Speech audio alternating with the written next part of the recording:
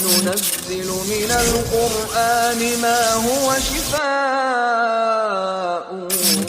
وَرَحْمَةٌ لِلْمُؤْمِنِينَ.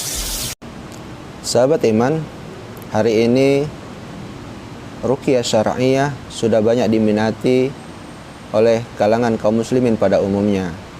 Dan ini adalah satu tanda kebaikan bagi kita bahwa umat Islam sudah mulai kembali kepada pengobatan Rasulullah SAW, bahwa ruqyah ini adalah salah satu mukjizat dari Allah Subhanahu wa taala.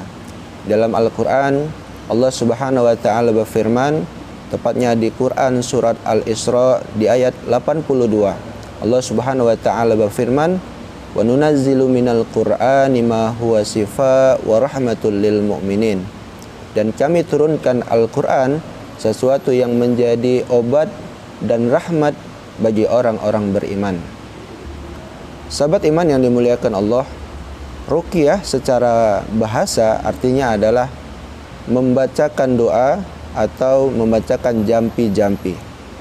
Secara istilah, ruqyah adalah membacakan doa atau memberikan proteksi kepada orang yang sedang sakit. Dari sini dapat kita simpulkan bahwa ruqyah terbagi dua. Pertama adalah ruqyah syirkiyah, yaitu ruqyah yang membaca doa atau jampi-jampi yang tidak berasal dari Al-Quran atau doa-doa yang diajarkan Nabi. Bahkan cenderung doa dan mantranya itu tidak dapat dipahami.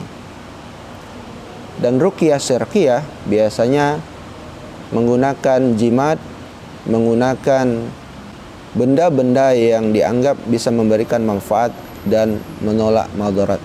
Dan ini jelas di dalam Islam diharamkan dan dilarang oleh Allah dan Rasul-Nya. Yang kedua adalah ruqyah syar'iyah, yaitu bacaan yang berasal dari Al-Quran dan doa yang diajarkan oleh Nabi SAW. Dan ini adalah dibolehkan, bahkan adalah salah satu sunnah dari Nabi SAW.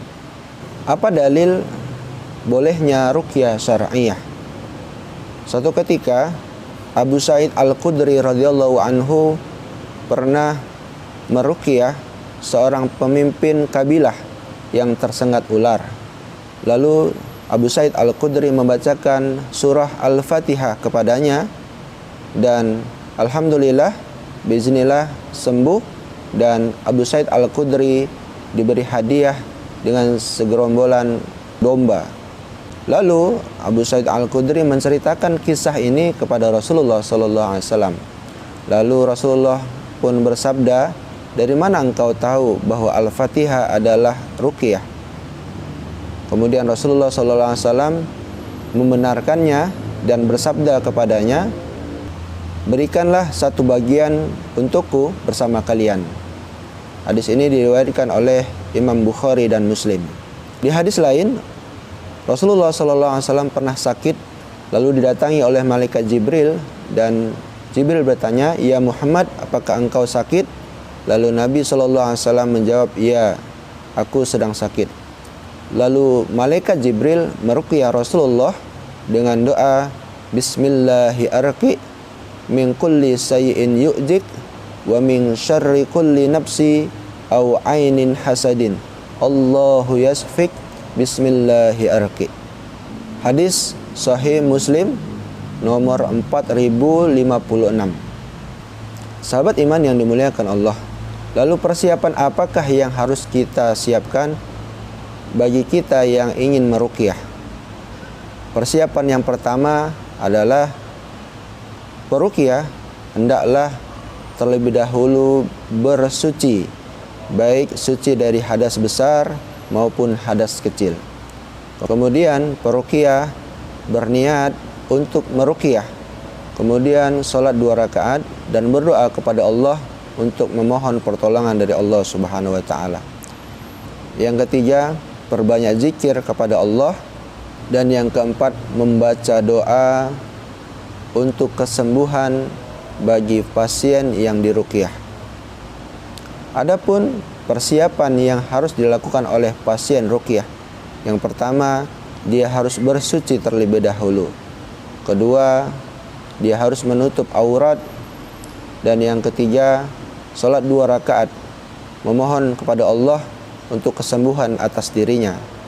Dan jika pasien masih memiliki benda-benda atau sesuatu yang berbau syirikan, maka hendaknya harus dimusnahkan semuanya.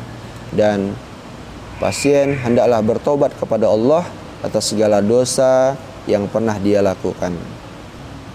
Sahabat iman yang dimuliakan Allah, kemudian kita membaca ayat-ayat ruqyah. Seyogianya seluruh ayat Al-Quran adalah ayat-ayat ruqyah.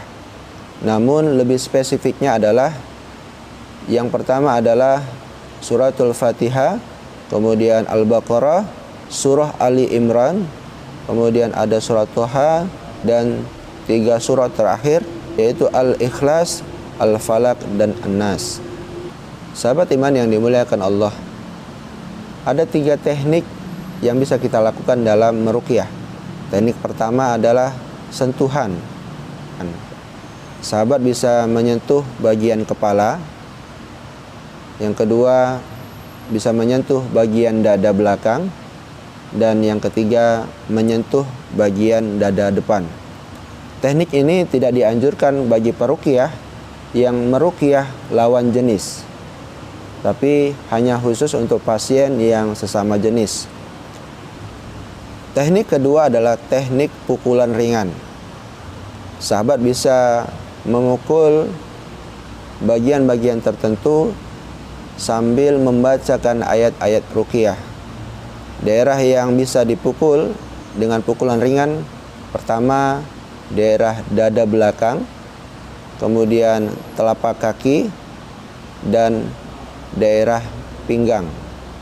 Sahabat iman yang dimuliakan Allah, teknik ketiga adalah teknik hembusan. Setelah sahabat membacakan ayat-ayat ruqyah, maka sahabat bisa menghembuskan daerah-daerah tertentu yang dirasakan sakit oleh pasien ruqyah.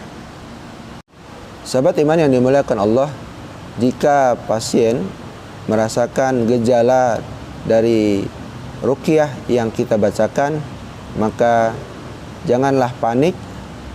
Teruskan membacakan ayat-ayat ruqyah hingga keluhan dan reaksi yang dirasakan itu hilang. Atau jika pasien mengalami kerasukan, maka bacakan ayat-ayat ruqyah hingga jin yang merasuki tubuh pasien kita hingga keluar dari tubuhnya. Demikian tutorial dari kami, mudah-mudahan bermanfaat. Semoga Allah Subhanahu wa taala memberikan pertolongannya kepada kita agar ruqyah-ruqyah yang kita bacakan bermanfaat khususnya bagi kita dan pasien yang kita ruqyah. Ila liqa, ma'as salamah. Assalamualaikum warahmatullahi wabarakatuh.